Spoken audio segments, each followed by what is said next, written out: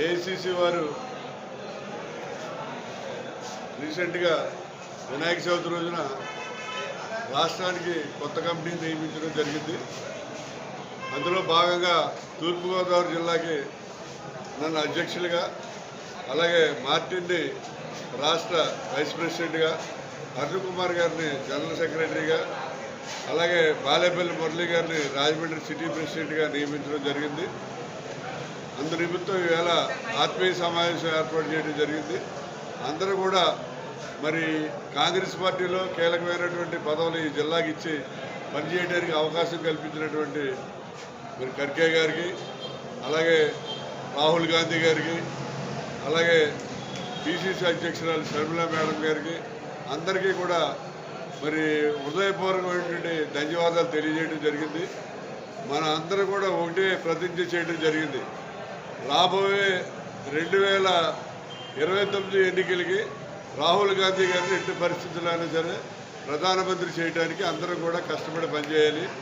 అలాగే షర్మిలా మేడంని రాష్ట్ర ముఖ్యమంత్రిగా చేయడానికి కూడా వైఎస్ షర్మిలారెడ్డి గారిని ముఖ్యమంత్రి చేయాలని కూడా దానికి కృషి చేయాలని చెప్పి కూడా అందరూ కూడా ప్రమాణం చేయడం జరిగింది. రాష్ట్రానికి తిరిగి పూర్వ వైభవం తీసుకొస్తామని చెప్పి దానికి కావాల్సిన విధంగా అన్ని రకాలుగాను కూడా కష్టపడతామని చెప్పి భగవంతుడి మీద ప్రమాణం చేసి ఇవాళ ప్రమాణ స్వీకారం చేయడం జరిగింది. మరి మనందరికీ కూడా తెలుసు, నరేంద్ర మోడీ గారు అరచేతిలో స్వర్గం చూపిస్తాడు. ఆయన నరేంద్ర మోడీ అనే కంటే నరేంద్ర మోలీ అంటే మెరుగు. మన మోలీ సాహిబులు చూస్తూ ఉంటారు. ఆ మోలీ చేసినప్పుడు మాయ చేసి అది ఇది అని చూపెడుతున్న చివరికి ఏమి ఉండదు అక్కడ. అదే టైపులో జనాలు మోసగిస్తూ మరి భారతదేశ ప్రధానిగా నరేంద్ర మోడీ గారు మోలీ చేస్తున్నాడు. మరి అటువంటి నరేంద్ర మోడీ గారికి ప్రజలకు నమ్మరు. డిఫరెంట్గా రాహుల్ గాంధీ నెక్స్ట్ భారతదేశ ప్రధాని అవడం ఖాయం. అలాగే ఈ రాష్ట్రంలో కూడా చెప్పుల పార్టీ అని పెట్టారు. చెప్పుల పార్టీ చెప్పులు ఎక్కడ పోయి ఎవరికీ తెలియదు. అలాగే జగన్మోహన్ రెడ్డి గారు పార్టీ పెట్టారు. రాజశేఖర రెడ్డి గారు అబ్బాయి ఏదో చేస్తాడని చెప్పి ప్రజలంతా ఊహించారు.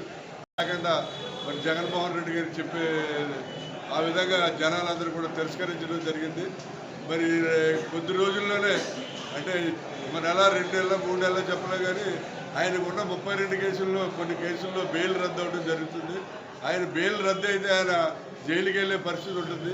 అలా ఆయన కనుక జైలుకి వెళ్తే ఈవేళ మరి వైఎస్ఆర్సీపీ అనేది కనబడదు. అంటే వైఎస్ఆర్సీపీ అని మొత్తం ఖాళీ అయిపోద్ది. వాళ్ళకి ఏదో ఒక పార్టీ అండదండలు కావాలి కాబట్టి గ్యారంటీగా వీళ్ళందరూ కూడా కాంగ్రెస్ పార్టీ వైపే వస్తారు. ఎందుకంటే ఎన్డీఏ కూటమి వైపుకి వెళ్ళే పరిస్థితి లేదు. ఎన్డీఏ కూటమి ఒక కులతత్వ మతతత్వ పార్టీ అని చెప్పి అందరికీ కూడా తెలుసు. ఈవేళ మన రాష్ట్రంలో ఉన్నటువంటి క్రిస్టియన్స్ కానీ, ముస్లిమ్స్ కానీ, వెనుకబడిన వర్గాలు కానీ అందరూ కూడా కాంగ్రెస్ పార్టీ వైపే వస్తారు. రాబోయే కాలంలో ఫైట్ కూడా ఎన్డీఏ కూటమికి ఇండియా కూటమి మధ్య జరుగుతుంది. ఇవాళ ఉభయ కమ్యూనిస్ట్ పార్టీలు కూడా పూర్తి మద్దతు తెలియజేసి వాళ్ళు కూడా ఈ కాంగ్రెస్ పార్టీతో ప్రయాణం చేయడానికి సిద్ధంగా ఉన్నారు. కాబట్టి రాబోయే కాలంలో డెఫినెట్గా అందరి యొక్క సహకారంతో కాంగ్రెస్ పార్టీకి పూర్వవైపు వస్తుందని చెప్పి తెలియజేస్తారు.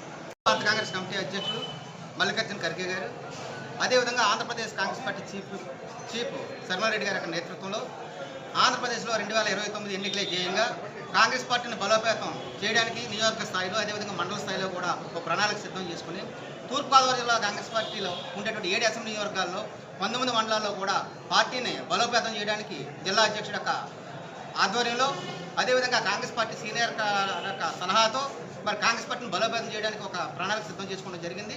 ఇప్పటికే నేను కాంగ్రెస్ పార్టీలో సెకండ్ టైం రాష్ట్ర ఉపాధ్యక్షుడిగా, జిల్లా కాంగ్రెస్ పార్టీ అధ్యక్షుడిగా పనిచేస్తూ ఈ జిల్లాలో కాంగ్రెస్ పార్టీని మరింత బలోపేతం చేసే దిశగా బలమైన క్యాడర్ను తయారు చేసుకోవడం జరిగింది. దానివల్ల మరి కాంగ్రెస్ పార్టీ గ్రామాల్లో ప్రజా సమస్యల మీద నిరంతరం పాటుపడతాం. అదేవిధంగా రేపు రాబోయే ఎన్నికల్లో మరి కాంగ్రెస్ పార్టీ ఒక బలమైన శక్తిగా తయారయ్యి 2029లో కాంగ్రెస్ పార్టీ అధికారంలో రావడం, అదేవిధంగా ఇండియాలో రాహుల్ గాంధీ గారిని ప్రధానమంత్రి చేయడమే ధ్యేయంగా కాంగ్రెస్ పార్టీని మేము బలోపేతం చేస్తామని చెప్పేసుకుంటూ మరి కాంగ్రెస్ పార్టీ కార్యకర్తలు అందరూ కూడా కలుపుకొని మరి పార్టీకి జవసత్వాలు ఇచ్చి మరి పార్టీని మరింత బలోపేతం చేయడానికి మేము కృషి చేస్తామని చెప్పి